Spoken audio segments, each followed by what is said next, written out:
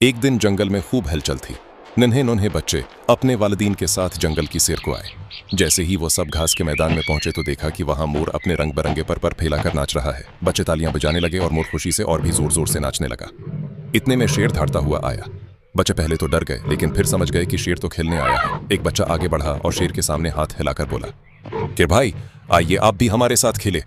शेर मुस्कुराया और सबके साथ बैठ गया। फिर चीता तेजी से दौड़ता हुआ आया। बच्चों ने कहा चलो दौड़ का मुकाबला करते हैं। तो बच्चे और चीता एक साथ दौड़ने लगे। यकीनन चीता जीत गया, लेकिन बच्चों ने खुशी से नारे लगाए। वाह क्या जबरदस्त दौड़ थी। वहीं भेड़िया आया और अपनी ऊंची आवाज में हुआ के साथ आवाज मिलाने लगा। बच्चे कहकहे लगाते और उसकी आवाज की नकल करने लगे। फिर एक छोटा सा खरगोश कूदता कूदता आया तो बच्चों ने उसे गोद में लेकर प्यार किया। जंगल के सब जानवर और बच्चे इकट्ठे खेलने लगे। कभी छपन छपाई, कभी गीत, कभी दौड़। सबने मिलकर हंसने खेलने का मजा लिया। आखिर में मोर ने दोबारा पर फैलाए और सबने मिलकर खुशी खुशी कहा दोस्ती सबसे बड़ी ताकत है।